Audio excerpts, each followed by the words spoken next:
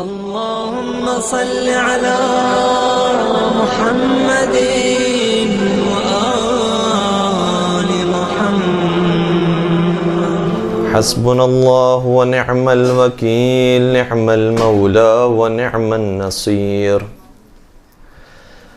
أعوذ بالله من الشيطان الرجيم.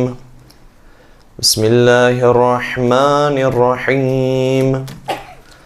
الحمد لله رب العالمين. الحمد لله الذي أحصى كل شيء عددا وجعل لكل شيء أمدا وقدر كل شيء تقديرا.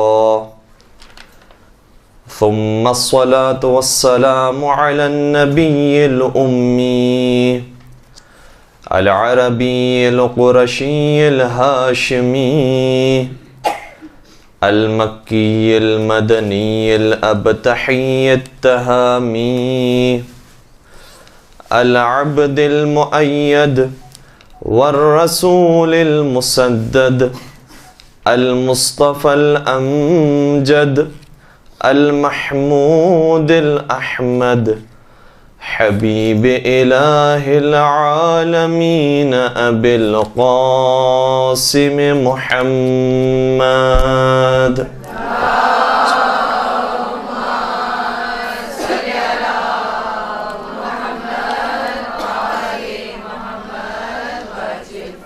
وعلى أهل بيته الطيبين الطاهرين المعصومين المظلومين الذين أذهب الله عنهم الرجس أهل البيت ويطهرهم تطهيرا.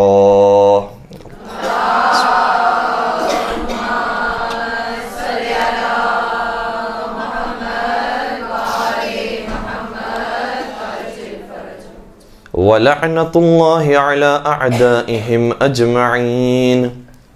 أما بعد فقد قال الله تبارك وتعالى في محكم كتابه المجيد والفرقان الحكيم. بسم الله الرحمن الرحيم. ولا تصل على أحد منهم مات أبدا ولا تقم على قبره إنهم كفروا بالله ورسوله وماتوا وهم فاسقون. درود پڑھ دیجئے محمد وآلہ.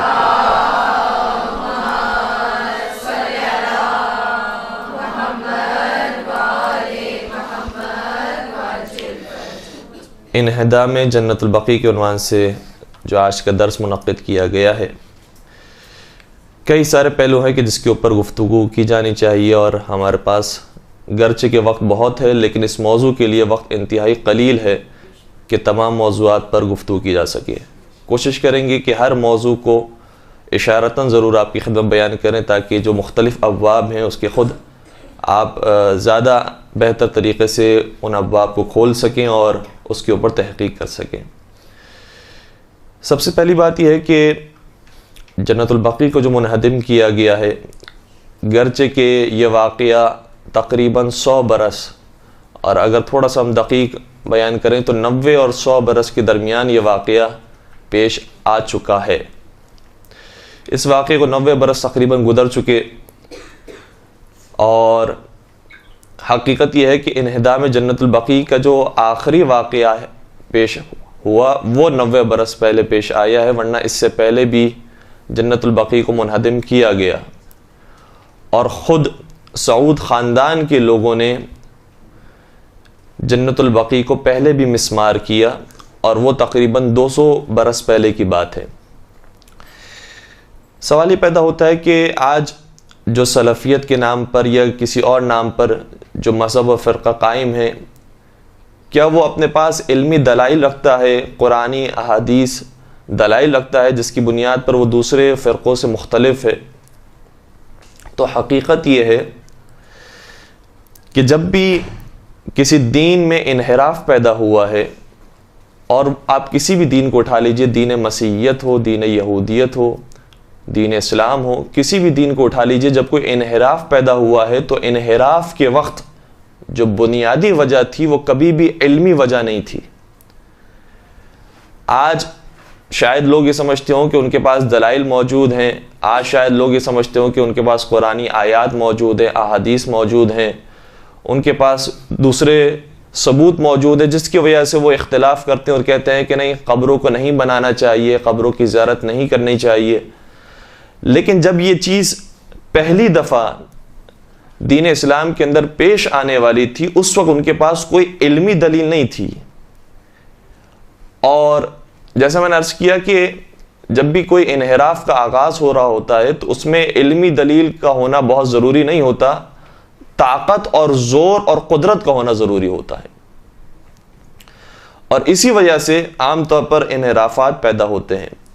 حتیٰ دین مسیحیت کی اگر بات کی جائے تو دین مسیحیت میں جناب عیسیٰ علیہ السلام کے بعد جناب شمعون علیہ السلام کو وسیع ہونا تھا اور ان کے پیروکار ہونے چاہیے تھے اور وہ جناب عیسیٰ کے دین کو آگے بڑھاتے، لیکن وہاں پر بھی ہم یہ دیکھتے ہیں کہ جناب شمعون کے مقابلے پر ایک شخص کہ جسے مختلف لینگویجز میں مختلف طریقے سے تعبیر کیا گیا ہے، اسے پولس بھی کہا گیا ہے، بولس بھی کہا گیا ہے، یہ وہ شخص ہے کہ جو پہلے یہودی تھا اور بہت سخت یہودی تھا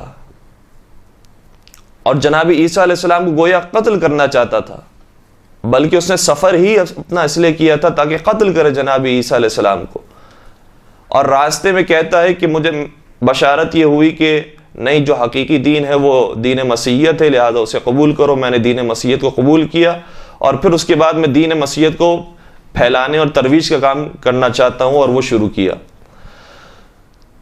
تو اس کے بعد جب اس نے دین مسیحیت کو پھیلایا ہے تو اس قدر اس نے شہرت پائی کہ جتنی شہرت جناب شمعون علیہ السلام کو بھی نہیں تھی۔ جناب شمعون علیہ السلام بھی کچھ شریعت کی باتوں کی رعایت کرنے والے تھے، ظاہر سی بات ہے کہ نبی خدا کے جانشین تھے، رعایت کرنے والے تھے، لیکن یہ شخص رعایت نہیں کرتا تھا، ہر ایک کو بس جناب عیسیٰ کے نام کا گرویدہ بنانا اور اپنا جو ہے وہ چاہنے والا اور مرید بنانے کے چکر میں ہر ایک کی بات کو سننا، اور چاہے وہ شرعی بات ہو غیر شرعی بات ہو، سبھی کی باتوں کو قبول کرنا، اس طریقے سے اس نے تبلیغ کا آغاز کیا۔ اور جب یہ تبلیغ کا سلسلہ چلتا رہا تو لوگ جناب شمعون کے بجائے اس شخص کے زیادہ پیروکار ہو گئے، اور جناب شمعون جو جناب عیسیٰ علیہ السلام کو نبی خدا کہتے تھے، خدا نہیں کہتے تھے، ان کی بات لوگوں نے ماننا چھوڑ دی، اور یہ جو پولس یا بولس نام کا جو شخص تھا، مختلف زبانوں کے اندر جو آیا، عبری زبان میں، عربی زبان میں، فارسی زبان میں، اردو زبان میں، اس شخص کے لوگ زیادہ پیروکار ہو گئے، اور یہ کہنا شروع کر دیا اس نے کہ جناب عیسیٰ علیہ السلام در حقیقت انسان ہی نہیں تھے، وہ انسانی شکل میں بھیجے گئے تھے، حقیقت میں وہ خدا کے بیٹے تھے جو لائے گئے تھے۔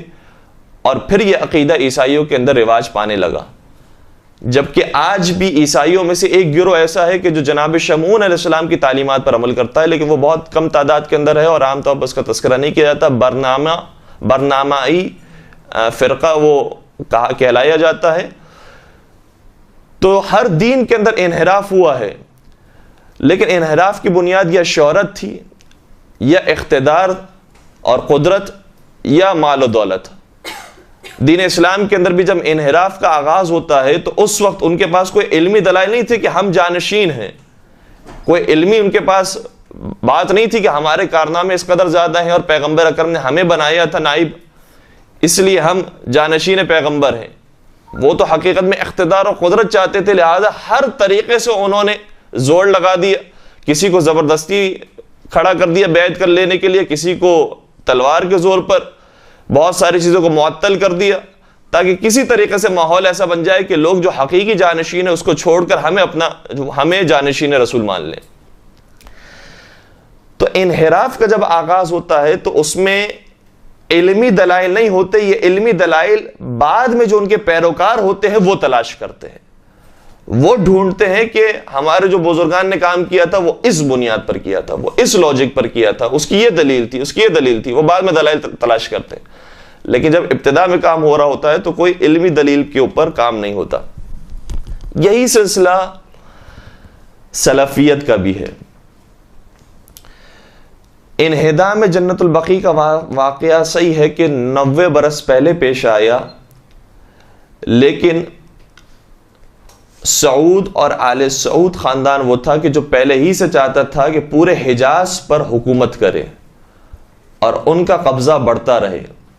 چنانچہ 200 سال پہلے سے ان کی کوششیں جاری تھی اور انہوں نے کئی سارے شہروں کو جو مسلمان علاقے تھے وہاں پر قتل عام کیا ہے لوگوں کا. اب میں آپ کی خدمت میں تھوڑے سے فگرز پیش کروں.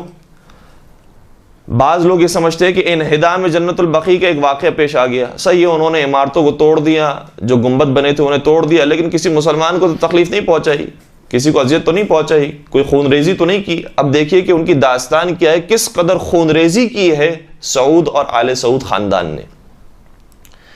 تقریباً 200 بلکہ کہنا چاہیے تقریباً 250 برس پہلے سن 1187 1187 ہجری میں ریاض کے علاقے میں، جو ریاض آج کا کیپٹل ہے سعودی عرب کا، اس علاقے میں انہوں نے 30 سال کے اندر 4000 مسلمانوں کو کم از کم شہید کیا.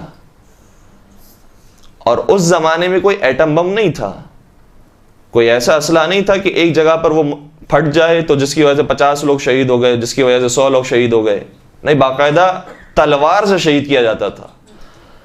4000 لوگوں کو صرف 30 سال کے اندر ریاض کے شہر میں انہوں نے شہید کیا. اور یہ بربریت دیکھ کر جب لوگ فرار کرتے تھے، بھاگ جاتے تھے اپنا شہر چھوڑ کر، اپنا گھر بار چھوڑ کر، تو کتنے لوگ ایسے تھے جو بھوک اور پیاس کی وجہ سے ہلاک ہو گئے. اس کے علاوہ اس سے کچھ پہلے کی بات ہے، 1163 ہجری کے اندر 1163 ہجری کے اندر شہر عین یہ نون ہے، اس شہر کے اندر بھی جب وہ داخل ہوئے تو اب اس کی تعداد تو ظاہر سی بات ہے کہ تقریباً اب یہ 350 سال پہلے کا واقعہ ہو گیا.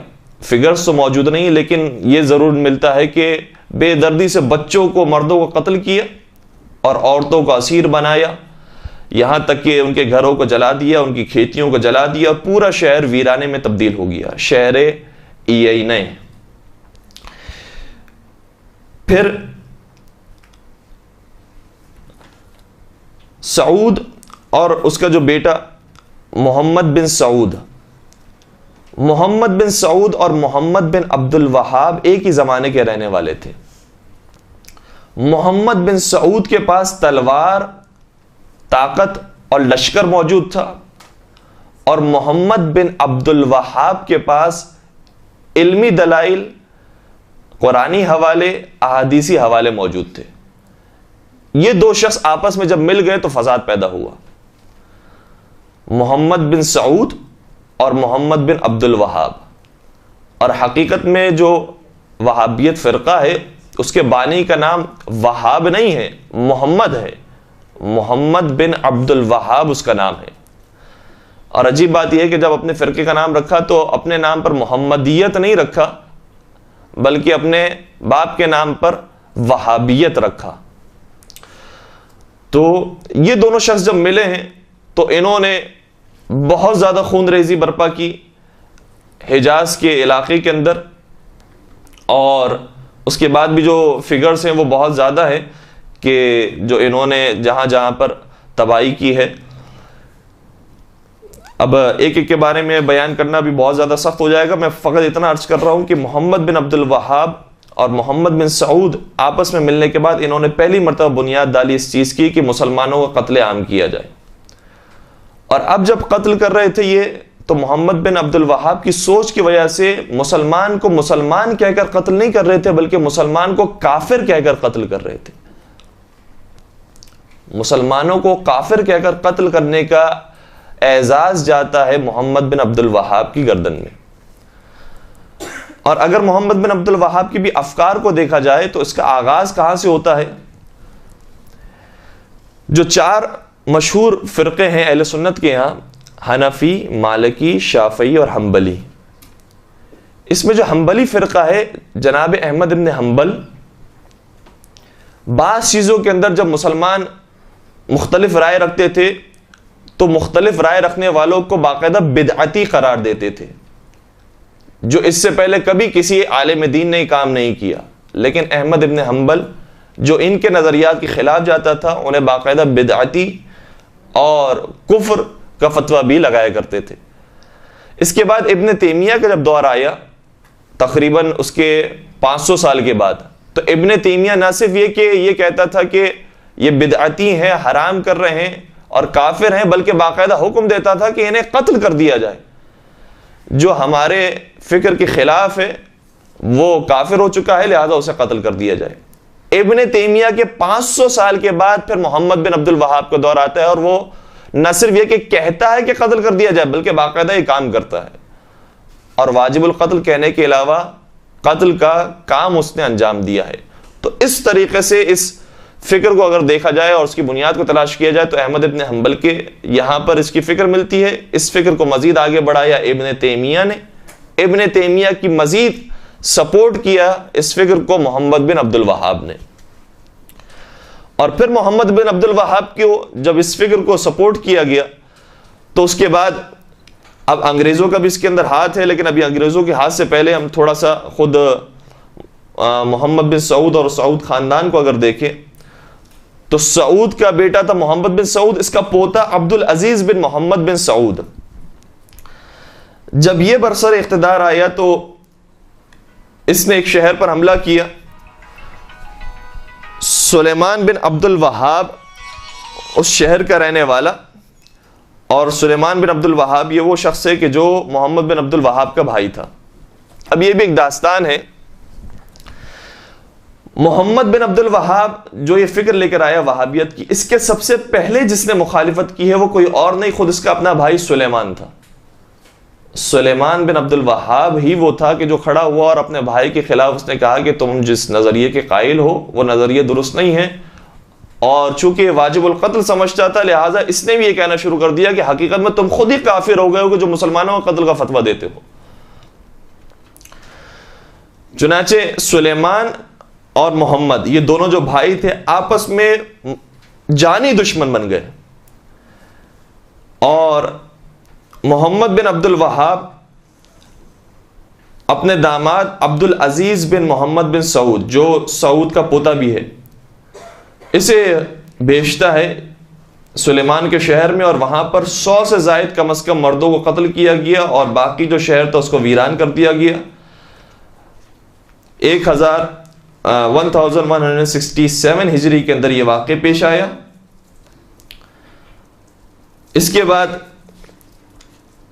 مکہ شہر کو انہوں نے تاراش کرنے کی کوشش کی، اور وہاں کے جو مقدس مقامات تھے، جنت البقیع کا مزار تھا، جائے ولادت پیغمبر تھی، اس کو تاراش کیا. زمزم کے اوپر جو کنواں بنا ہوا تھا اس کو ختم کیا، مسمار کیا.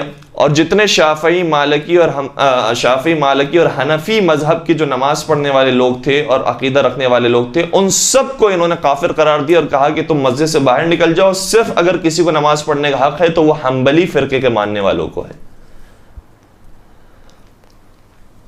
اس کے علاوہ شہر قطیف میں مثلا انہوں نے جب حملہ کیا تو 1500 لوگوں کو شہید کیا. شہر قطیف کے اندر، شہر قطیف، شہر احسا، یہ وہ دو علاقے ہیں کہ جہاں پر شیعوں کی آبادی بہت زیادہ ہے. شیعہ نشین علاقے کے اندر 1500 لوگوں کو شہید کیا. پھر شہر احسا کے اندر 600 لوگوں کو کے بارے میں ملتا ہے کہ ان کو شہید کیا.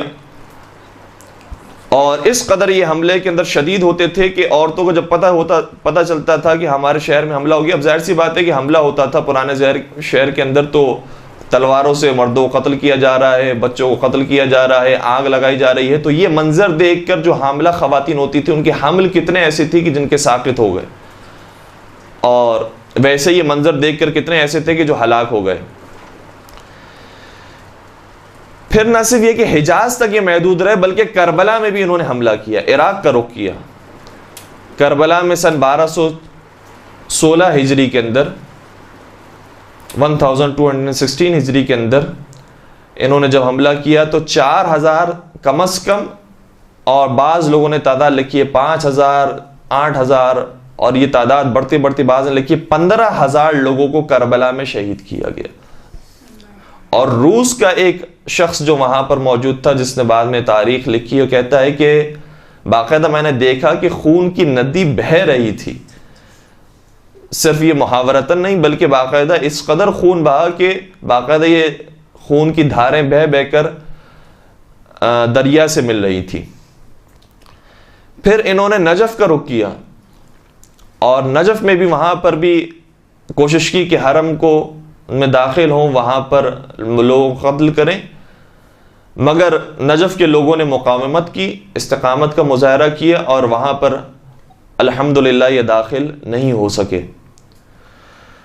اب جہاں جہاں یہ پہنچتے تھے، مثلا حجاز میں انہوں نے حملہ کیا، قطیف میں، احساء میں، مکہ میں، مدینہ میں، کربلا میں، جہاں جہاں انہوں نے حملہ کیا، نہ صرف یہ کہ مردوں کو قتل کیا ہے، عورتوں کو اسیر بنایا ہے، بلکہ وہاں کے جو خزانے ہوتے تھے ان کو بھی چراتے تھے. اور حقیقت میں ان کا یہی مقصد تھا، نہ صرف یہ کہ انہیں مردوں کو قتل کرنا ہے، ان سے ہی مطلب نہیں ہے، بلکہ وہاں تک پہنچنا مقصد ہے کہ جس کے بعد وہ دولت حاصل کر سکیں، ہیرے جواہرات حاصل کر سکیں، سونا چاندی لے سکیں، کہ جو لوگ ہدیہ کرتے تھے حرم کو، وہ سارے جواہرات اور خزانوں پر بھی انہوں نے قبضہ کیا اور اس طریقے سے انہوں نے اپنے آپ کو مضبوط کیا مالی اعتبار سے. پھر وہاں سے طائف اور عمان پر بھی حملہ کیا. یہ تقریباً داستان ہے 200 سال پہلے کی، جو سعود اور آل سعود کے خاندان کی داستان ہے. اس کے بعد تقریباً 100 برس کا گیپ آیا ہے. 100 برس کے اس گیپ کے اندر، اور گیپ آنے کی وجہ بھی یہ تھی کہ سلطنت عثمانیہ کا جو امیر تھا طولون پاشا، طوئیں سے طولون پاشا اور محمد علی پاشا، انہوں نے کئی سارے اس فکر کے لوگوں کو قتل کیا، پھانسی چڑھایا اور ان کو تقریباً شکست دے دی، جس کے بعد یہ اس زمانے میں آسانی سے پنپنے نہیں پائے. اب تھوڑا سا ہم دیکھتے ہیں کہ دوبارہ سے یہ فکر کیوں پیدا ہوئی اور آج اس فکر کو اتنا مضبوط ہم کیوں پاتے ہیں، کیوں آج یہ فرقہ اس قدر مقبول ہے کہ شاید بہت سارے سنی تو اسی فرقے کی طرف راغب ہو رہے ہیں. حقیقت یہ ہے کہ جب انگریزوں نے دیکھا کہ اگر ہم اس پوری دنیا پر حکومت قائم کرنا چاہتے ہیں تو ہمیں یا تو جو ہماری فکر کے خلاف ہے اسے قتل کر دیں، ایک یہ طریقہ تھا، یہ طریقہ بھی انہوں نے اپنایا. لیکن ظاہر سی بات ہے کہ پوری دنیا کو قتل تو نہیں کیا جا سکتا، لیکن انہیں مشغول کیا جا سکتا ہے ایسے کام کے اندر کہ یہ آپس ہی کے اندر لڑتے رہیں، مرتے رہیں، کٹتے رہیں اور ہم سکون سے ان کے اوپر حکومت کریں. یہ بہت بہترین طریقہ تھا. چنانچہ انگریزوں نے تقریباً 200 سال پہلے سے لے کر اور یہ 100 سال تک 3 ایسے مذہب کی بنیاد رکھی ہے اسلام کے اندر کہ جس کی پہلے کوئی مثال نہیں ملتی. اب یہاں پر تھوڑی سی میں توجہ چاہوں گا. تو یہ 3 مذہب کون سے تھے کہ جو انہوں نے قائم کیے، اس کو رواج دیا؟ ایک مذہب ہے جس کا نام ہے وہابیت، دوسرا مذہب تھا جس کا نام ہے بہائیت، اور تیسرا مذہب ہے جس کا نام ہے قادیانیت. عجیب بات یہ تھی کہ وہابیت کو جو انہوں نے رواج دیا اس کے لیے ایک علاقہ چنا، بہائیت کے لیے دوسرا علاقہ، قادیانیت کے لیے تیسرا علاقہ، اور تینوں بہت مین علاقے تھے کہ جس کو انگریزوں نے چنا ہے اور انتخاب کیا ہے اور اس کے بعد اس دین کو رواج دیا ہے تاکہ لوگ جتنے گمراہ ہوتے رہیں اور اسی فکر کے اندر رہیں کہ بھئی یہ غلط ہے یا صحیح ہے، اور آپس میں لڑتے مرتے رہیں تاکہ ہم اپنا کام سکون سے کرتے. وہابیت کو جو انہوں نے بنیاد رکھی وہ سعودی عرب کے اندر حجاز کے علاقے میں رکھی، بہائیت کی جو بنیاد رکھی وہ ایران میں رکھی، اور قادیانیت کی بنیاد ہندوستان پاکستان میں رکھی. اور آج بھی آپ دیکھیں رمضان جب گزرا ہے تو قادیانیت کی آواز بلند کرنے والے لوگ آج بھی موجود ہیں. تعجب ہوتا ہے، قادیانیت بہت واضح اسلام سے منحرف یہ عقیدہ رکھنے والے لوگ ہیں، لیکن اس کے باوجود آج بھی ان کی آواز اٹھانے والے لوگ موجود ہیں. اس کا مطلب یہ ہوا کہ ان کو فنڈز آج بھی دیے جاتے ہیں، آج بھی ان کو سپورٹ کیا جاتا ہے. تو وہابیت کی بنیاد رکھی گئی سعودی عرب کے اندر. رکھنے کی بنیاد وجہ کیا تھی؟ اب ہر ایک علاقے کے اندر جس مذہب کو رواج دیا گیا اس کی خاص وجوہات ہیں. اور ہمیں تو ابھی ساری وجوہات نہیں معلوم، لیکن جس زمانے میں انگریزوں نے کام کیا ہوگا یقیناً بغیر سوچے سمجھے تو یہ کام نہیں کیا ہوگا۔ جو وجوہات سمجھ میں آتی ہے وہ یہ ہے کہ حجاز کا علاقہ اہل سنت کا علاقہ تھا اور اہل سنت کی وہاں پر اکثریت تھی، لہذا وہاں پر یہ بنیاد رکھی گئی۔ اس کے علاوہ سعودی عرب کا جو علاقہ ہے وہ ایسی جگہ پر واقع ہے کہ جہاں پر ایشیا اور افریقہ آپس میں ملتے ہیں، افریقہ سے قریب قریب کا علاقہ ہے، لہذا اگر کوئی کام پڑتا ہو سعودی عرب اور یعنی کوئی کام پڑتا ہو ایشیا یا افریقہ کے اندر، تو سعودی عرب وہ بہترین جگہ ہے کہ جہاں سے دونوں طرف سے انسان اپنا کام کروا سکتا ہے۔ تیسری بات یہ کہ حجاز اور سعودی عرب کا علاقہ وہ ہے کہ جہاں پر پیٹرول بہت زیادہ ہے، آئل کے ذخائر بہت زیادہ ہے، بلکہ دنیا کے اندر دوسرے یا تیسرے نمبر پر یہ سعودی عرب ہے کہ جہاں پر پیٹرول کے ذخائر ہیں، اور اگر انسان کو اپنا ملک چلانا ہو اور آج کے انڈسٹریلائز دور کے اندر اس کے لیے پیٹرول اور آئل کی بہت ضرورت ہے، لہٰذا یہ بہترین جگہ ہے یہاں پر سرمایہ کاری کی جائے۔ پھر سعودی عرب کے اندر عربی زبان بولی جاتی ہے، جتنے بھی عرب ممالک ہیں سب پر کنٹرول ہو سکتا ہے اگر سعودی عرب پر کنٹرول ہو جائے۔ ایران میں فارسی زبان بولی جاتی ہے، لہذا جہاں جہاں فارسی زبان بولی جاتی ہے وہاں پر کنٹرول ہو سکتا ہے اگر ایران پر کنٹرول ہو جائے۔ ہندوستان میں اردو زبان بولی جاتی ہے، یا پنجابی یا سندھی یا سرائکی یا اس قسم کی زبانیں بولی جاتی ہیں کہ جو اردو سے قریب قریب ہیں، اگر یہاں پر کنٹرول ہو جائے تو جتنی بھی ایسی قوم اور جتنے بھی ایسے زبان رکھنے والے افراد ہیں سب پر کنٹرول ہو سکتا ہے۔ یہ فکر موجود تھی جس کے بعد انگریزوں نے رواج دیا ہے ان تینوں مذاہب کو، ورنہ آج کوئی ابن تیمیہ کے نام سے واقف بھی نہیں تھا، آج کسی کو محمد بن عبد الوہاب کے نام کا پتہ بھی نہیں تھا۔ یہ انگریزوں کی اس قدر سے پشپناہی موجود تھی جس کے بعد آج یہ مذہب جب اتنا زیادہ رواج پا گیا تو اب لوگ سوال کرتے ہیں کہ کون تھا محمد بن عبد الوہاب، کون تھا ابن تیمیہ، ورنہ جس زمانے میں انہوں نے زندگی گزاری اس زمانے میں خود انہی کے لوگ جو تھے وہ انہیں قبول نہیں کرتے تھے، خود انہی کے لوگوں میں ان کا نام موجود نہیں تھا۔ لہٰذا آج ہمیں بہت ساری باتیں ابن تیمیہ کے بارے میں، محمد بن عبد الوہاب کے بارے میں نہیں معلوم ہے، کیونکہ اس زمانے کے لوگوں نے انہیں مہم شخصیت ہی نہیں سمجھا کہ ان کے بارے میں کچھ لکھا جائے۔ تو آج یہ فکر جب باقی رہ گئی تو اب ہم سوال کرتے ہیں کہ ان کا بانی کون تھا، ان کی بنیاد رکھنے والا کون تھا؟ تو سلفیت کو جو بنیاد رکھا گیا ہے سعودی عرب کے اندر اس کی یہ وجوہات۔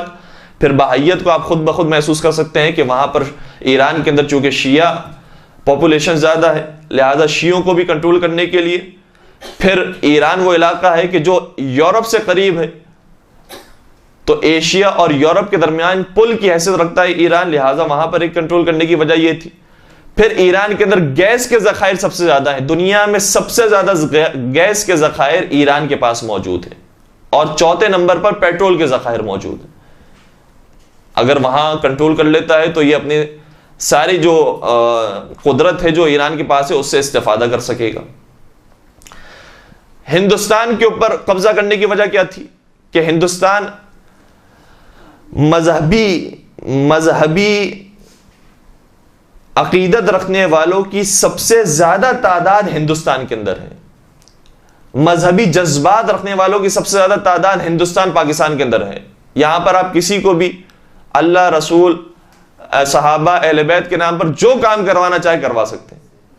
شدت پسندی ہندوستان، پاکستان، بر صغیر کے لوگوں کے اندر بہت زیادہ ہے، لہذا اگر یہ ہمارے کنٹرول میں آ جاتے ہیں تو ایک بہت بڑا سرمایہ ہوگا جو ہمارے پاس آ جائے گا۔ انہیں کسی بھی طریقے سے کہیں پر بھی لڑوانا ہو، کسی سے مقابلہ کروانا ہو، کسی کو قتل کروانا ہو، آسانی سے کام ہو سکتا ہے، جو آج ہو رہا ہے۔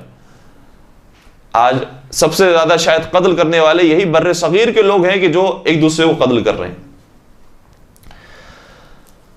اور اس کے علاوہ پھر ہندوستان کے اندر ایسی جڑی بوٹیاں، ایسے نباتات، ایسے پودے، ایسے پھول، ایسے پھل یہاں پر اگتے تھے اور اگتے ہیں کہ جو دنیا میں کہیں نہیں اگتے، لہٰذا اس اعتبار سے بھی یہ زرخیز ملک ہے، اس پر قبضہ اس اعتبار سے بھی کیا جا سکتا ہے، اس کے فوائد بہت زیادہ ہیں۔ تو 3 مختلف علاقوں میں انگریزوں نے باقاعدہ فنڈنگ کر کے، باقاعدہ پیسے دے کر اور ٹھیک ٹھاک پیسے خرچ کر کر یہاں پر ان 3 مذاہب کی بنیاد رکھی۔ اور ظاہر سی بات ہے کہ یہ پیسے عام عوام کو نہیں ملتے، جو حقیقت میں لیڈر ہوتا ہے اس لیڈر کی جیب میں جاتے ہیں۔ چنانچہ آج آپ دیکھیں کہ سعودی عرب کے جو خاندان ہے، شاہی خاندان، وہ پورے مکہ مدینہ، پورے اسلامی حکومت پر ریاست کرنے والا، قدرت رکھنے والا ہے، لیکن اس کے باوجود جب اس کے گھر کی حالت دیکھیں تو آپ کو معلوم ہوگا کہ جیسے یورپ اور امریکہ کے اندر بھی جو صورتحال نہیں ہوتی گھروں کے اندر، وہ ان کے گھروں کے اندر صورتحال ہے، جس کی بات کبھی کبھار کلپس آتی ہیں، کبھی کبھار جن کے گھروں کے بارے میں جو ان کے نوکر، ان کے خادمین ہوتے ہیں، جب انہیں فارغ کیا جاتا ہے تو وہ رپورٹ کرتے ہیں کہ ہم نے ان کے گھروں میں کیا کیا دیکھا ہے۔ تو وہاں پر بھرپور پیسہ خرچ کیا انگریزوں نے، جس کے بعد یہ 3 مذہب رواج پائے۔ پھر اب جو پہلے میں نے عرض کیا کہ محمد بن سعود اور محمد بن عبد الوہاب نے مل کر آغاز کیا بربریت کا، خون ریزی کا، اس کے بعد 100 برس کا ایک گیپ آیا سلطنت عثمانیہ کے امیر کی وجہ سے۔ اس کے بعد اب جب بنیاد رکھی گئی وہابیت کی اور سعودی عرب کی، تو باقاعدہ قانون کی بنیاد پر، اصولوں کی بنیاد پر یہ بنیاد رکھی گئی، اور اس ملک کا باقاعدہ ایک نام تجویز کیا گیا، المملکۃ السعودیۃ العربیہ، یا المملکۃ العربیۃ السعودیہ، المملکۃ العربیۃ السعودیہ، یعنی یہ حکومت ہے عربوں کی اور سعودی خاندان کی۔ وہ جو اپنے آپ کو صرف مسلمان کہتے ہیں، باقی سب کو کافر قرار دیتے ہیں، انہوں نے جب اپنے ملک کی بنیاد رکھی تو اسلام کے نام پر نہیں رکھی، اپنی قوم عرب قوم کی بنیاد پر اور اپنے خاندان سعود خاندان کی بنیاد پر رکھی۔ نام رکھا المملکۃ السعودیۃ، المملکۃ العربیۃ السعودیہ، کہ ہمارے ملک عربی ملک ہے، ہم عجمی ملک سے تعلق نہیں رکھتے، اور اس ملک کا جو سربراہ ہے اور جو لیڈرز ہیں وہ سعود خاندان سے تعلق رکھتے ہیں، ان کا غیر سعود خاندان سے تعلق نہیں ہے۔ باقاعدہ اجارہ داری ان کے خاندان کی شروع ہو گئی سعودی عرب کے اوپر۔ اور پھر ہم دیکھتے ہیں کہ انہوں نے جب جنت البقیع کو مسمار کیا، جنت المالا کے مزارات کو مسمار کیا، دیگر مقامات کو مسمار کیا، تو باقاعدہ قانون کی بنیاد پر اب مسمار کیا۔ اب ایسا نہیں کہ انہوں نے ایک حملہ کر دیا اور ایک ملک، ایک شہر کو تاراج کیا اور خون ریزی کی، اب ایسی کوئی بات نہیں تھی۔ باقاعدہ سکون کے ساتھ، اطمینان کے ساتھ جنت البقیع کے ایک ایک مزار کو انہوں نے مسمار کیا، برابر کیا، اور مکمل طور پر جنت البقیع کے مزار کو اور قبرستان کو ویران کر دیا، جنت المالا کے مزار کو مکمل طور پر ویران کیا۔ اب آپ وہاں پر قبر جا کر دیکھنے کی کوشش کریں گے تو ساری قبریں برابر ہوں گی، کہیں ایسا نہیں ہے کہ کسی کو زیادہ توڑ دیا اور کسی کو کم توڑ دیا، اور ایسی کیفیت ہو کہ جیسے یہاں پر کوئی حملہ ہوا ہے اور حملہ ہونے کے بعد جو بعض قبریں بچ جاتی ہیں، بعض قبریں ٹوٹ جاتی ہیں، ایسی کوئی کیفیت نہیں۔ باقاعدہ بہت سسٹمیٹک کام کیا اور ساری قبروں کو انہوں نے اس طریقے سے برابر کیا۔ اب یہاں سے اب سوال پیدا ہوتا ہے کہ یہ کام انہوں نے کس بنیاد پر کیا، کون سی قرآن کی آیت کہتی ہے، کون سی حدیث کہتی ہے، کون سی تاریخ کے اندر کون سی مفتی نے فتویٰ دیا ہے کہ یہ کام کیا جانا چاہیے۔ اب یہاں سے علمی گفتگو کا آغاز ہوتا ہے۔ ایک درود پڑھ دیجیے گا محمد و آل محمد۔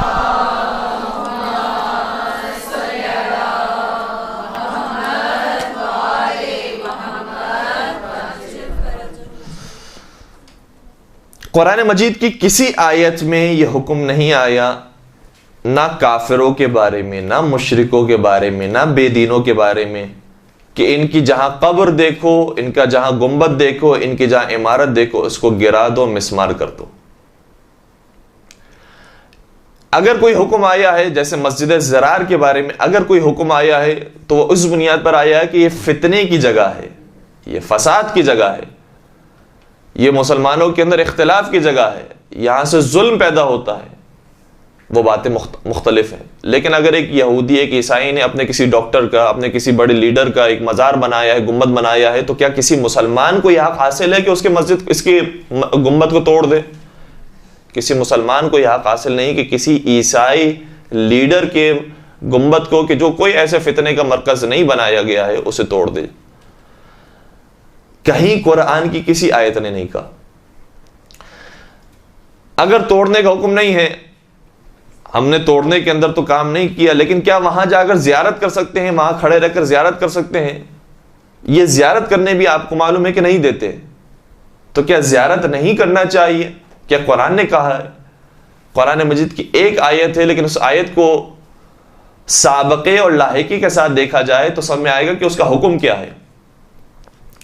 سورہ توبہ کی آیت نمبر 84، سورہ توبہ سورہ نمبر 9 آیت نمبر 84 کے اندر ارشاد ہوتا ہے کہ وَلَا تُصَلِّ عَلَىٰ أَحَدٍ مِّنْهُمْ مَاتَ أَبَدًا،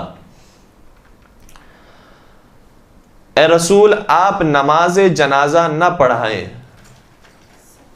یا نماز جنازہ کے معنوں میں صلاۃ سے نکلا، اور صلاۃ کے دو معنی ہوتے ہیں، ایک نماز کے معنی، ایک دعا کے معنی۔ آپ ان کے لیے دعا نہ کریں کہ جو مر گئے ہیں، آپ ان کے لیے نماز جنازہ نہ پڑھائیں کہ جو مر گئے ہیں، کبھی بھی آپ یہ کام نہ کریں، ابدا۔ وَلَا تَقُمْ عَلَىٰ قَبْرِهِ، اور نہ ان کی قبر کے اوپر آپ کھڑے رہیں، ان کی قبر کے پاس کھڑے رہنا بھی مناسب نہیں ہے، لہذا وہاں پر کھڑے بھی نہ رہیں۔ لیکن یہ کس کے بارے میں کہا جا رہا ہے؟ کس کی قبروں کے بارے میں کہا جا رہا ہے کہ آپ کھڑے نہ رہیں، ان کے اوپر نماز جنازہ نہ پڑھیں، ان کے لیے دعائیں مغفرت نہ کریں؟ انہم کفروا باللہ ورسولہ، وہ لوگ کہ جنہوں نے اللہ کا کفر اختیار کیا اور رسول اللہ کا کفر اختیار کیا۔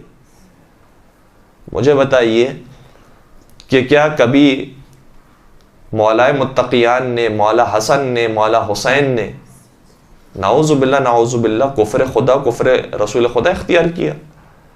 جب ہم جاتے ہیں ان کی زیارت کرنے کے لیے تو کہتے ہیں کہ السلام علیک یا حجت اللہ، اے اللہ کی حجت آپ پر ہمارا سلام ہو، اللہ کی حجت ہیں آپ، اللہ کا انکار کرنے والے نہیں ہیں، رسول خدا کا انکار کرنے والے نہیں ہیں، بلکہ اللہ کے بھیجے ہوئے ہیں۔ السلام علیک یا ثار اللہ، السلام علیک یا ولی اللہ، اس طریقے سے ہم سلام کرتے ہیں۔ تو یہ جو اللہ کے پوری زندگی اللہ کے نمائندے تھے اور توحید کا پیغام عام کرنے والے تھے، ان کی قبروں پر اگر کوئی کھڑا رہتا ہے اور دعائیں مغفرت کرتا ہے یا نماز جنازہ پڑھتا ہے ان کی قبر کے پاس جا کر، یا کھڑا رہتا ہے اس قصے کے یہ ایک محترم جگہ ہے، تو پھر قرآن مجید نے حکم نہیں دیا کہ کوئی غلط کام کیا جا رہا ہے یا حرام کا کام کیا جا رہا ہے، بلکہ خود اس آیت سے ثابت ہوتا ہے کہ صرف اس وقت یہ حرام کام اور گناہ کا کام ہوگا کہ جب انسان ایسے لوگوں کے قبروں کے پاس جا کر دعائیں مغفرت کرے، ان کی قبروں کے پاس احترام کے ساتھ کھڑا رہے کہ جو کافر ہو گئے ہیں۔ اور ظاہر سی بات ہے کہ کافروں کا کوئی مکہ مدینہ سے کوئی تعلق نہیں کہ جن کے قبرستان کو بنایا گیا اور پھر انہوں نے مسمار کیا۔ اور پھر قرآن آگے کہہ رہا ہے وَمَاتُوا وَهُمْ فَاسِقُونَ، اور یہ مر گئے جبکہ یہ فسق و فجور کے ساتھ زندگی گزارنے والے تھے اور فسق و فجور کے ساتھ دنیا سے رخصت ہوئے۔ کون لوگ؟ کہ جو کفر کرتے تھے اللہ کا اور رسول کا۔ تو قرآن مجید کی آیت یہ بیان نہیں کر رہی، بلکہ عجیب بات یہ ہے کہ قرآن مجید میں ایسے لوگوں کو کہ جو ساری زندگی خدا کا پیغام، رسول خدا کا پیغام عام کرنے والے، تو ان کو احترام کرنے کا حکم دیا گیا ہے، اور کئی ساری آیتیں اس سلسلے کے اندر آئی ہیں۔ سورہ مائدہ کی آیت نمبر 2 کے اندر ارشاد ہو رہا ہے یا ایھا الذین آمنوا لا تحلوا شعائر اللہ، اے صاحبان ایمان شاعر اللہ کی بے احترامی نہ کرو۔ شاعر اللہ سے کیا مراد ہے؟ شاعر اللہ یعنی وہ لوگ، وہ ہستیاں کہ جنہیں ہم دیکھتے ہیں، جن کی زیارت کرتے ہیں تو اللہ یاد آتا ہے، اور یہ تو وہ ہیں کہ جن کو زندگی میں کہا جاتا تھا کرم اللہ وجہہ، اے علی آپ کے چہرے کو دیکھتے ہیں تو ہمیں خدا یاد آتا ہے۔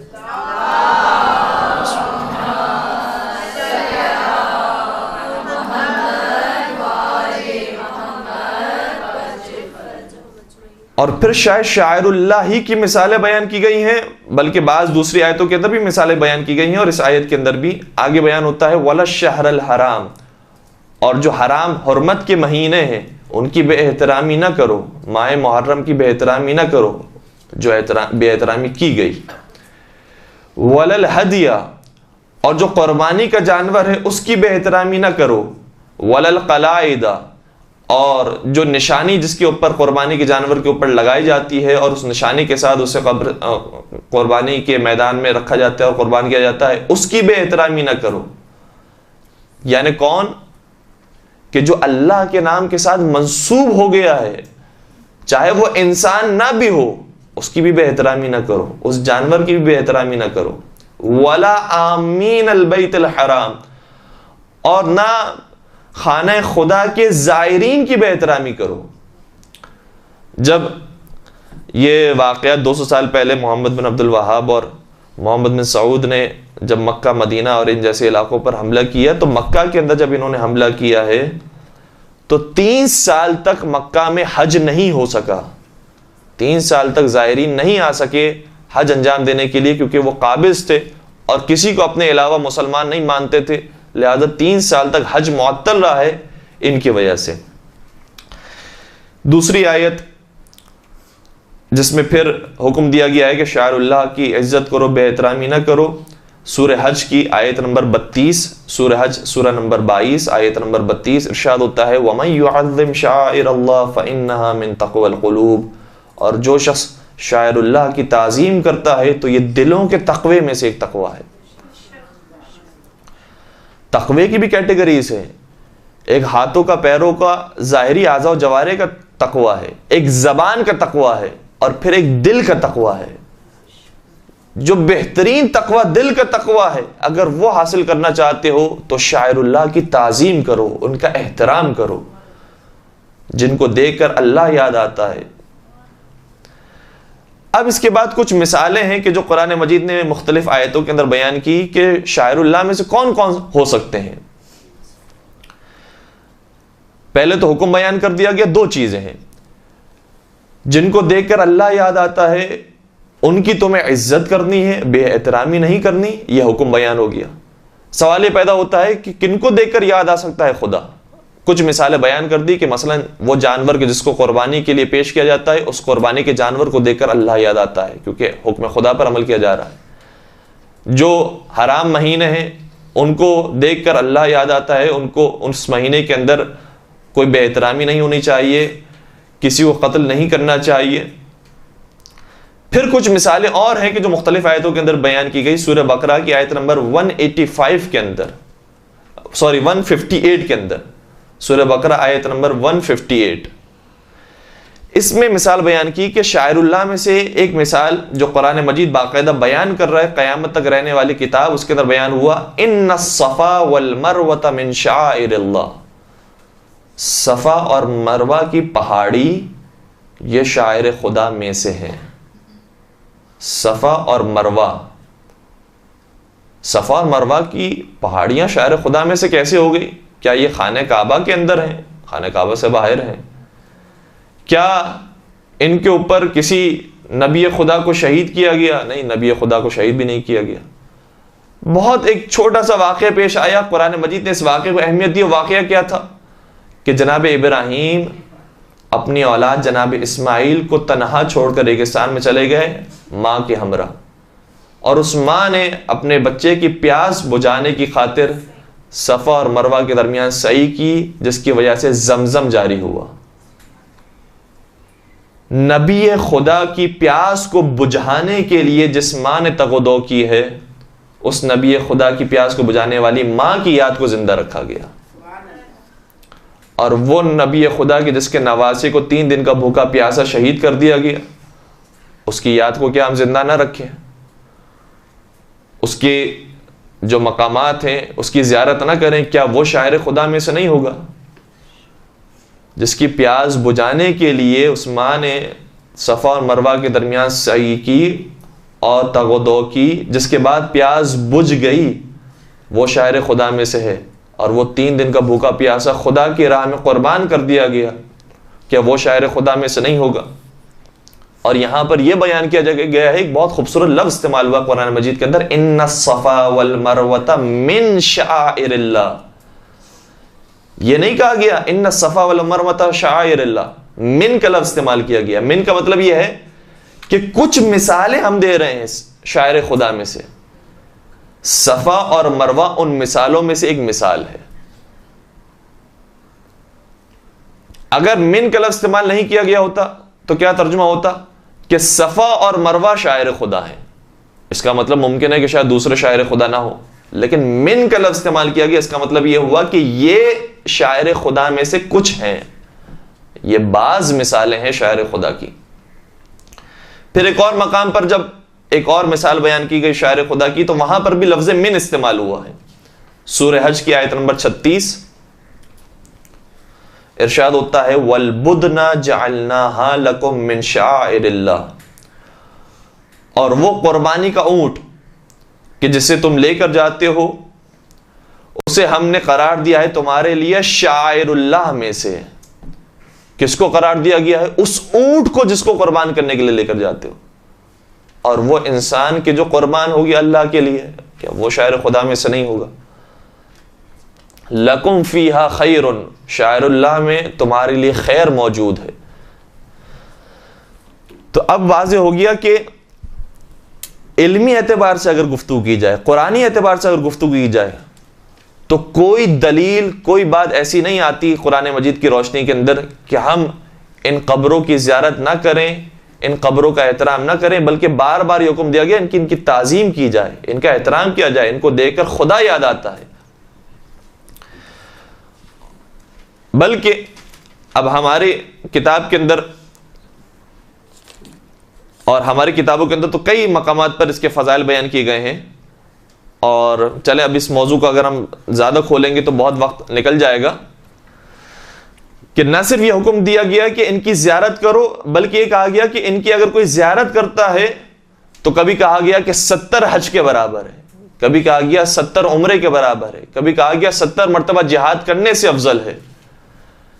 اور کوئی اگر ان کی تعمیر میں حصہ لیتا ہے تو کہا گیا کہ جیسے جناب سلیمان نے بیت المقدس بنایا تھا، گویا اس کا مدد کرنے والا یہ وہ شخص قرار پائے گا کہ جو ان قبروں کو بناتا.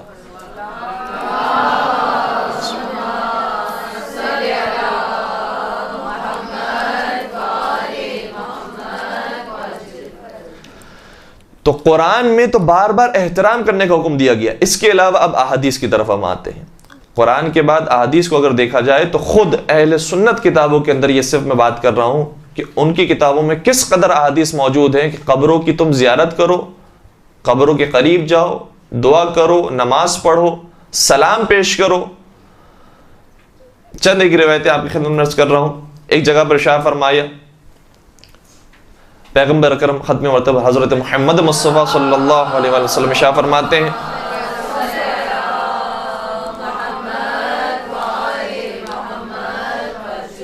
فرماتے ہیں کہ نہیتکم عن زیارت القبور، میں نے تمہیں منع کیا تھا قبروں کی زیارت کرنے سے، لیکن اب فزوروہا، لیکن اب تم زیارت کرو ان قبروں کی. پہلے منع کیوں قرار دیا گیا تھا؟ اس لیے کہ لوگ بالخصوص جو مسلمان نہیں تھے، مسیحیت یہودیت کے ماننے والے تھے، وہ جب جاتے تھے ان قبروں کے پاس تو ان قبروں کی نہ صرف یہ کہ زیارت کرتے تھے، انہیں احترام دیتے تھے، بلکہ باقاعدہ سجدے کرتے تھے. اور انہوں نے انہیں معبود سمجھا ہوا تھا، بت سمجھا ہوا تھا، اور انہیں جا کر سجدے کیا کرتے تھے. چونکہ یہ کام کرتے تھے لہذا پیغمبر نے منع فرمایا کہ جو دور جاہلیت کے لوگ انجام دیا کرتے تھے وہ کام نہ کرو. لیکن اب جب زمانہ تبدیل ہو گیا، لوگ سمجھ گئے کہ سجدہ صرف خدا کو کیا جاتا ہے، صرف خدا وہ ہے کہ جو عبادت کے لائق ہے.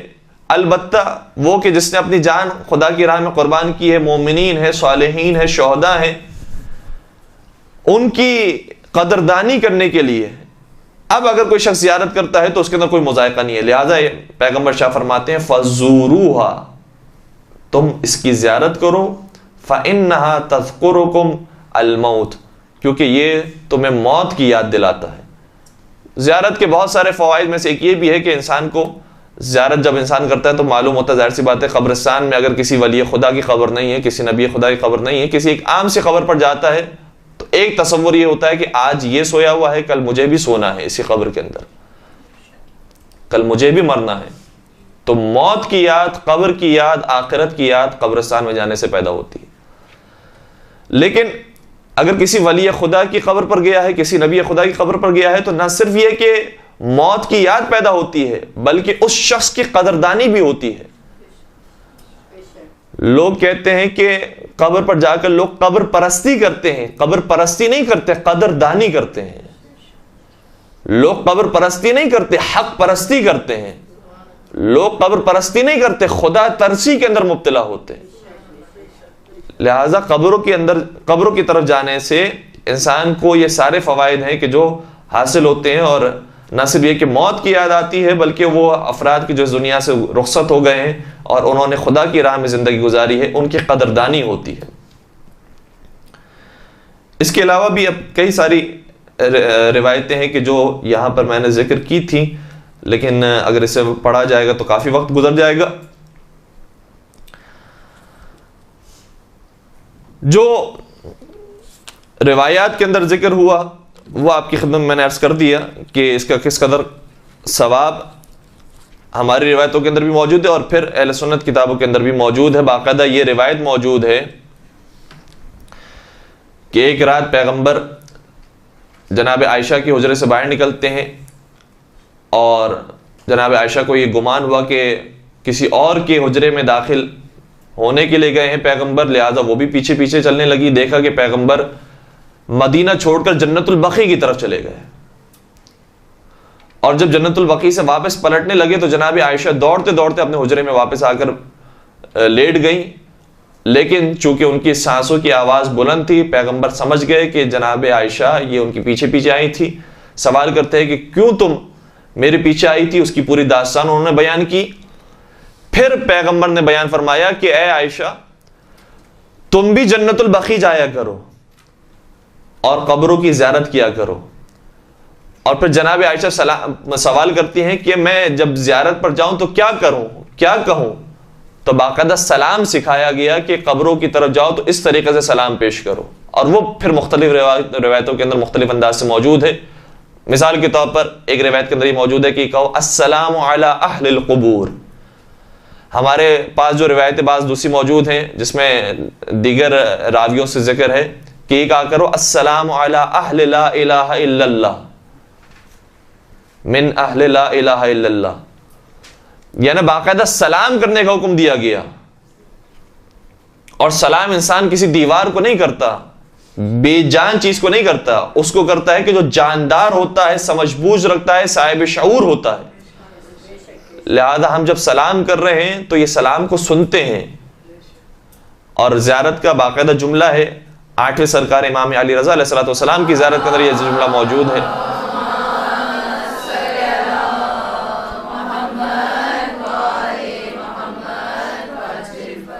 کہ مولا جب ہم آپ کو سلام کرتے ہیں تو تردون سلامی، آپ جواب سلام دیتے ہیں، لیکن ہمارے کان اور آپ کے آواز کے درمیان پروردگار نے ایک پردہ حائل کر دیا ہے جس کی وجہ سے ہم ان آوازوں کو سن نہیں سکتے۔ تو نہ صرف یہ کہ ولی خدا، نبی خدا، بلکہ ایک عام مومن کو بھی اگر جو قبر میں چلا گیا ہے اس کو بھی سلام کیا جائے تو وہاں سے جواب سلام آتا ہے۔ اسی لیے پیغمبر اکرم نے بیان فرمایا اے عائشہ جب قبرستان جایا کرو تو اہل قبر کو سلام کرو۔ تو یہ روایتیں بے پناہ کتابوں کے اندر موجود ہے، لہذا علمی اعتبار سے کوئی ایسا نقطہ پوشیدہ نہیں ہے کہ جس کے بارے میں یہ کہے کہ نہیں ابھی اس کے اوپر گفتگو ہونی چاہیے، ڈیبیٹ ہونی چاہیے اور پھر فیصلہ ہونا چاہیے کہ کام جائز ہے یا جائز نہیں ہے۔ اور سب سے بڑی دلیل یہ کہ 200 سال پہلے تک جتنے مسلمان گزرے ہیں، جتنے علماء گزرے ہیں، جتنے مفتی گزرے ہیں، جتنے مراجعین، جتنے مجتہدین گزرے ہیں، کسی ایک نے بھی قرار نہیں دی، حرام قرار نہیں دیا کہ قبرستان میں جانا حرام ہے، قبروں کو بنانا حرام ہے، لہذا اسے مسمار کر دیا جائے، وہاں پر جانے والے کافر ہو گئے، مشرک ہو گئے، واجب القتل ہو گئے۔ یہ 200 سال پہلے کون سا ایسا مسلمان آ گیا جو کہتا ہے کہ صرف میں مسلمان ہوں، اس کے علاوہ سب کافر ہیں؟ گویا کہنا چاہتا ہے کہ پیغمبر کے بعد سے لے کر جتنے بھی لوگ آئے اور اپنے آپ کو مسلمان کہتے تھے وہ سب کے سب کافر تھے، اس زمانے میں کوئی مسلمان نہیں تھا۔ یہ قبریں بنتی رہیں، اس کا احترام کیا جاتا رہا، لوگ آ کر زیارت کرتے رہے، اور کوئی اس زمانے میں کسی عالم نے اور کسی مفکر نے یہ نہیں کہا کہ یہ کام غلط کام ہے۔ اب 2 حدیثیں میں آپ کی خدمت میں ایسی عرض کر رہا ہوں جو صحیح بخاری کے اندر موجود ہے اور بڑی عجیب حدیثیں ہیں۔ پیغمبر نے عجیب جملے ارشاد فرمائے ہیں، اور غالباً ایسا محسوس ہوتا ہے کہ آج کے زمانے کے یعنی یہی جو فکر رکھنے والے افراد ہیں ان کے لیے پیغمبر کے جملے تھے، اور یہ میرا نظریہ نہیں ہے، یہ میرا خیال نہیں ہے، بلکہ ایک خود اہل سنت عالم دین جو مکہ سے تعلق ہے ان کا، شیخ احمد زینی دہلان، شیخ احمد زینی دہلان، دال ح لام الف نون، فقہ شافعی سے ان کا تعلق ہے، اور مفتی ہونے کے ساتھ ساتھ، فقیہ ہونے کے ساتھ ساتھ مؤرخ بھی تھے، اور کئی ساری کتابیں انہوں نے لکھی، جس میں سے ایک کتاب اس کا نام تھا الفتنۃ الوہابیہ، اور بھی کئی ساری کتابیں جو انہوں نے لکھی، شرح متن العلفیہ، تاریخ الدول الاسلامیہ۔ وہ یہ کہتے ہیں کہ یہ جو دو روایتیں ہیں اس کا اطلاق اسی فرقے پر ہوتا ہے۔ صحیح بخاری کے اندر دو روایتیں موجود ہیں، جناب ابن عمر سے ہے یہ روایت کہ کہتے ہیں قال، انہوں نے کہا ذکر النبی، نبی نے فرمایا اللہم بارک لنا فی شامنا، پروردگارہ ہمارے لیے شام کے اندر برکت عطا فرما۔ پھر فرمایا اللہم بارک لنا فی یمننا، اور یمن میں ہمارے لیے برکت عطا فرما۔ وہاں پر جو لوگ اصحاب موجود تھے انہوں نے سوال کیا قالو وفی نجدنا، آپ نجد کے بارے میں بھی دعا فرمائیے کہ نجد کے علاقے میں بھی برکت نازل ہو، اور نجد کا علاقہ وہ ہے کہ جہاں سے وہابیت کا آغاز ہوا ہے۔ تو پیغمبر نے جواب دیا قال اللہم بارک لنا فی شامنا اللہم بارک لنا فی یمننا۔ پیغمبر نے دوبارہ پرانی دو دعاؤں کو دہرایا کہ پروردگار ہمارے لیے شام میں برکت عطا فرما، ہمارے لیے یمن میں برکت عطا فرما۔ اور پھر اب راوی کہتا ہے کہ میرا خیال ہے کہ شاید تیسری مرتبہ جب ان سے یہ کہا گیا تو پھر پیغمبر نے باقاعدہ یہ جملے کا اظہار کیا، فرمایا ہونا کا الزلازل والفتن وبها يطلع قرن الشیطان، فرمایا جو نجد کا علاقہ ہے وہاں پر زلزلے اور فتنے پیدا ہوں گے، اور وہاں سے شیطان کی سینگ والا شخص کھڑا ہوگا۔ اب شیطان کی سینگ والے شخص سے کیا مراد ہے؟ خود زینی دہلان نے بھی لکھا ہے، اور دوسرے جو مفکرین انہوں نے بھی لکھا ہے کہ جب یہ امامہ باندھتے ہیں تو امامے کا ان کا انداز ایسا ہوتا تھا کہ سامنے کی طرف سے دو پٹیاں باندھی جاتی تھی امامے کے اوپر، کہ دور سے اگر کوئی شخص دیکھے گا تو یہ محسوس کرے گا کہ جیسے باقاعدہ ان کے سر کے اوپر دو پٹیوں کی وجہ سے دو سینگ بنی ہوئی ہے۔ پیغمبر نے ارشاد فرمایا کہ وہاں سے شیطان کی سینگ والا شخص کھڑا ہوگا، اور اب جب سرچ کریں گے تصاویر تو محسوس کریں گے کہ جو بات بیان کی گئی ہے حدیث کے اندر وہ کس قدر درست اور دقیق بات بیان کی گئی ہے کہ ان کی ایک نشانی یہ ہوگی کہ یہ سینگ رکھنے والے ہوں گے۔ اس کے علاوہ دوسری جو حدیث ہے اس کے اندر مزید اور نشانیاں بیان کی گئی۔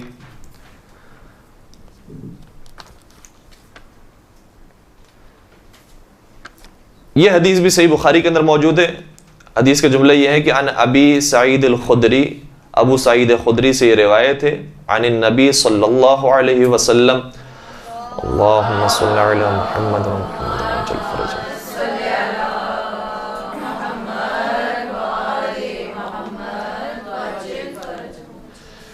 کہتے ہیں کہ پیغمبر نے ارشاد فرمایا یخرج الناس من قبل المشرق، کچھ لوگ مشرق کی طرف سے نکلیں گے، وَيَقْرَعُونَ الْقُرْآنَ، اور یہ ایسے لوگ ہوں گے جو قرآن کی تلاوت کرنے والے ہوں گے، لیکن لا یجاوز تراقیہم، لیکن یہ قرآن ان کی حلق سے نیچے نہیں اترے گا، ان کی زبانوں تک رہے گا، ان کے دل میں نہیں سمائے گا۔ یمرقون من الدین کما یمرق السہم من الرمیہ، اور یہ دین سے ایسے خارج ہو جائیں گے کہ جیسے تیر سے کمان نکل جاتا، کمان سے تیر خارج ہو جاتا ہے۔ ثم لا یعودون فیہ، اور یہ دوبارہ دین کی طرف نہیں پلٹیں گے، حتی یعود السہم الی فوتہ، جس طریقے سے کمان کی طرف دوبارہ تیر نہیں آتا۔ پھر سوال کیا گیا پیغمبر اکرم سے کہ مزید ان کی کوئی نشانی بتائیں، ما سیماہم، ان کے چہرے کیسے ہوں گے؟ پیغمبر نے ارشاد فرمایا قال سیماہم التحلیق، ان کے چہرے ایسے ہوں گے کہ یہ اپنے سر کو منڈوانے والے ہوں گے، یہ حلق کروانے والے ہوں گے، اور آج جو اکثر ان کے پیروکار ہیں ان کی شکلیں آپ دیکھیں گے تو اس قسم کی ہوتی ہے کہ اپنے سر کو منڈواتے ہیں، اور یہ کام باقاعدہ محمد بن عبد الوہاب نے کروایا. نہ صرف یہ کہ مردوں کو حکم دیا بلکہ خاتون کے ساتھ اس نے کام کیا، کہا کہ اس کے سر کو بھی منڈوایا جائے. اور جب اس کے سر کو منڈوایا گیا تو اس عورت کا جملہ یہ تھا کہ تم نے ہماری زینت کو ختم کیا ہے، تمہاری زینت پروردگار نے ریش قرار دی ہے، داڑھی قرار دی ہے، لہذا تمہیں بھی چاہیے کہ تم اس زینت کو اپنی ختم کرو. تم نے ہماری زینت کو ختم کیا ہے، تم اپنی زینت کو بھی ختم کرو. اس روایت کا پھر جملہ یہ ہے کہ پیغمبر نے فرمایا کہ یہ حلق کرنے والے ہوں گے، او قال التسبید. بعض اس کے اندر یہ بیان کرتے ہیں کہ اس سے مراد یہ ہے کہ یا یہ حلق کروانے والے ہوں گے یا اپنے مونچھوں کو تراشنے والے اور کاٹنے والے ہوں گے، اور یہ صفات بھی ان کے اندر زیادہ پائی جاتی ہے. تو یہ وہ علامتیں ہیں کہ جو ان کے بارے میں پہلے سے ہی ذکر کی جا چکی تھی کہ یہ اس قسم کے لوگ ہوں گے. آخری چند باتیں میں عرض کر رہا ہوں اب ایک دوسرے ٹاپک کی طرف. ہم نے بات کا آغاز کیا کہ وہابیت کا آغاز کیسے ہوا، سلفیت کا آغاز کیسے ہوا، انہوں نے کس کس قسم سے کام انجام دیے، نہ صرف کہ جنت البقیع کو، مزارات کو مسمار کیا، بلکہ اس کے علاوہ کئی سارے مظالم جو انہوں نے ڈھائے. پھر ان کے پاس کوئی علمی دلیل، کوئی قرآنی دلیل نہیں تھی، بلکہ قرآن اور حدیث ان کے خلاف بیان کر رہی ہے. تیسری بات یہ ہے کہ حتیٰ ان کے بارے میں پیغمبر نے پہلے سے بشارت دے دی تھی کہ یہ آنے والی ہے قوم، لہٰذا اس قوم کی نشانیاں پہلے سے پیغمبر نے ذکر فرما دی.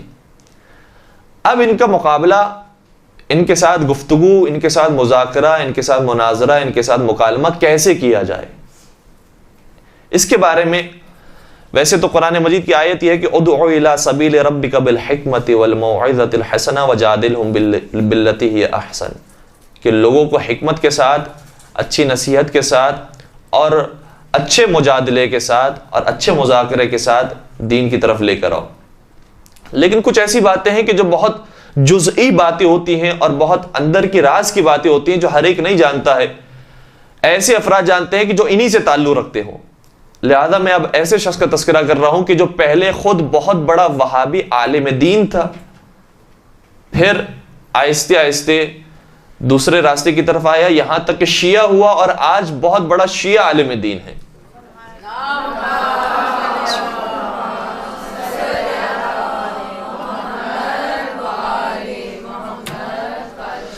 ان کا نام ہے ڈاکٹر عصام علی یحییٰ العماد، یا انہیں ڈاکٹر عماد بھی اگر آپ سرچ کریں تو ان کے بارے میں آپ جان سکیں گے کہ یہ کون سی شخصیت رکھتے ہیں. ڈاکٹر عصام العماد بھی انہیں کہا جاتا ہے، ڈاکٹر عصام العماد.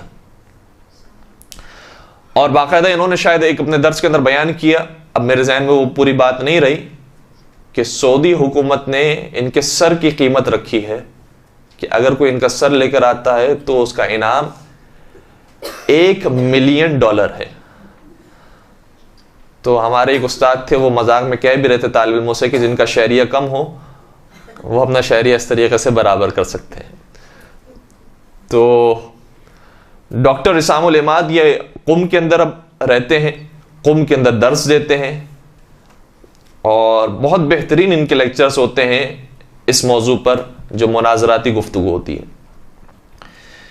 انہوں نے ایک کتاب لکھی کہ نقد وہابیت از درون، فارسی میں اس کا ترجمہ ہوا نقد وہابیت از درون، یعنی اندر ہی سے وہابیت کو تنقید کا نشانہ کیسے بنایا جا سکتا ہے، یعنی خود انہی کی کتابوں سے انہی کے اوپر کیسے تنقید کی جا سکتی ہے، اس کے اوپر انہوں نے کتاب لکھی تھی.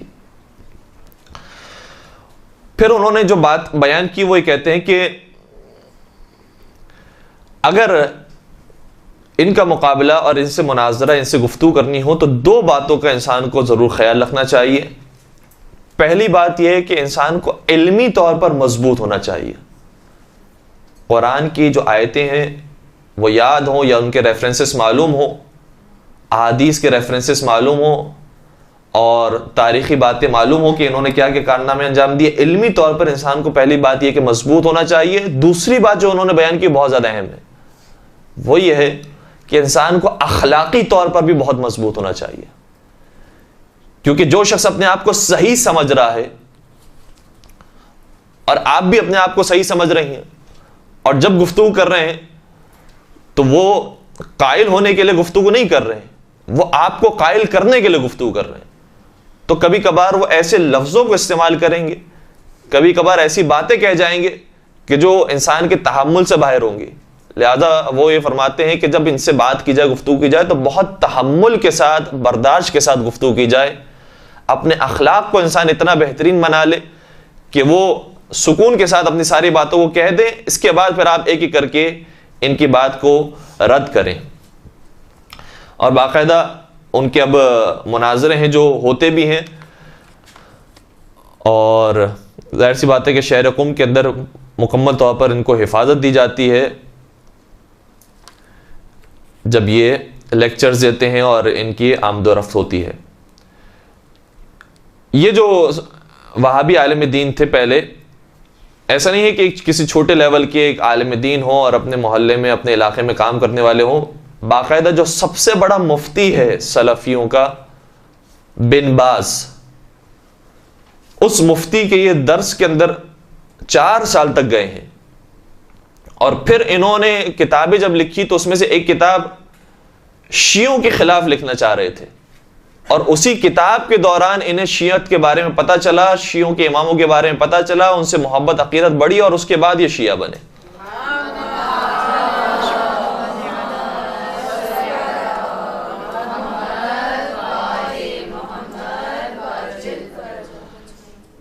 کتاب کا نام جو لکھنا چاہ رہے تھے اس کا نام بھی انہوں نے ذکر کیا ہے اپنی کتاب کے اندر. وہ کہتے ہیں کہ میں جو کتاب لکھنے والا تھا لکھ بھی چکا تھا, البتہ وہ چھپ نہیں سکی, اور اس سے پہلے جب مجھے اندازہ ہو گیا تو میں نے اسے منع کر دیا چھاپنے کے لیے.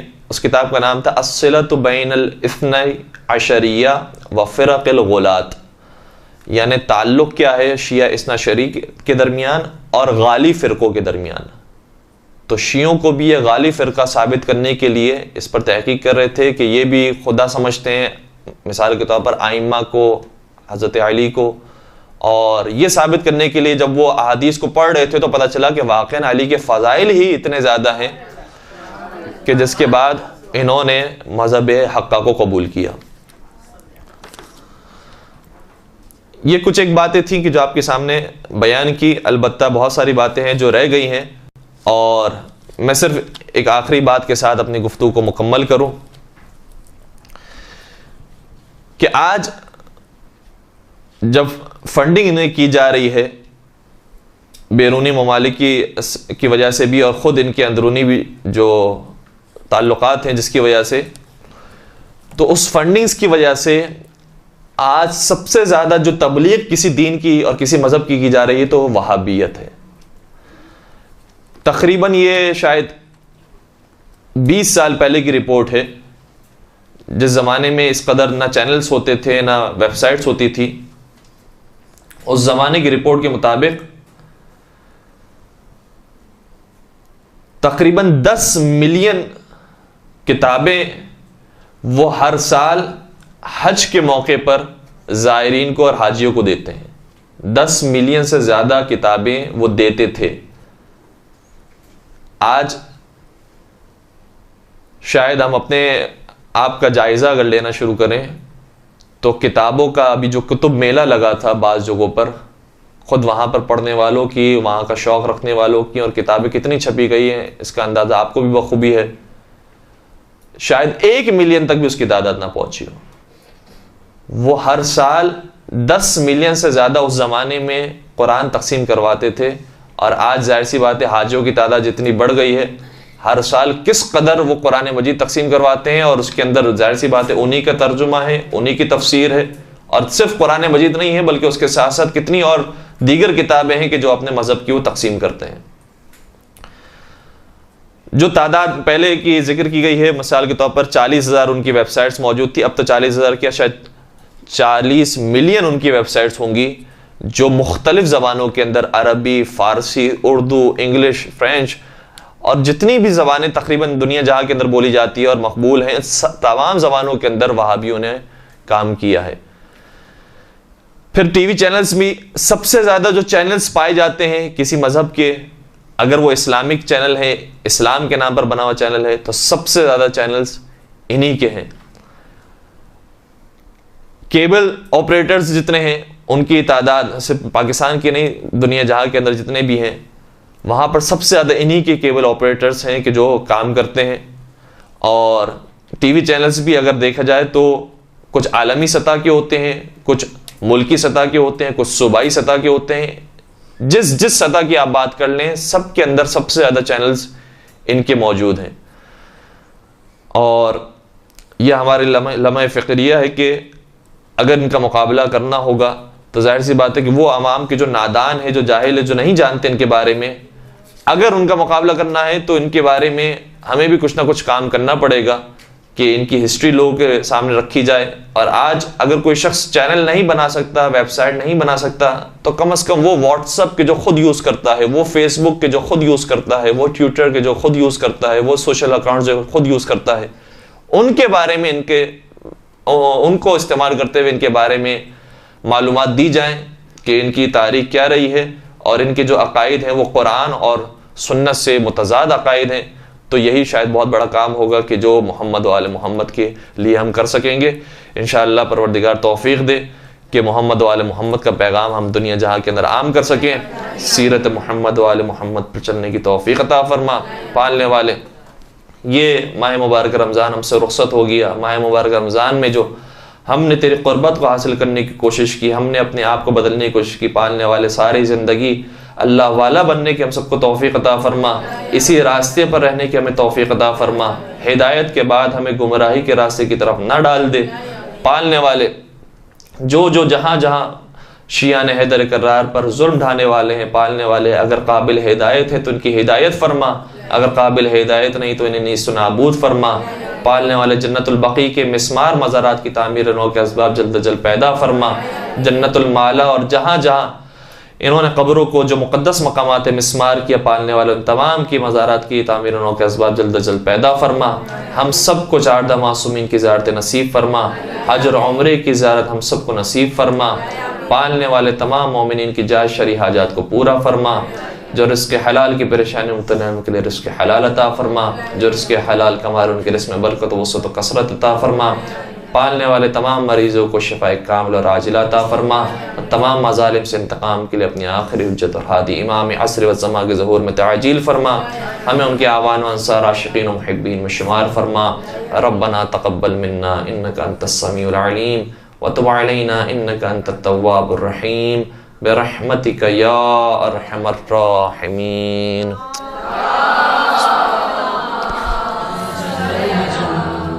اللجن اللجن یا مولا اللجن اللجن اللجن اللجن اللجن اللجن اللجن یا صاحب السماء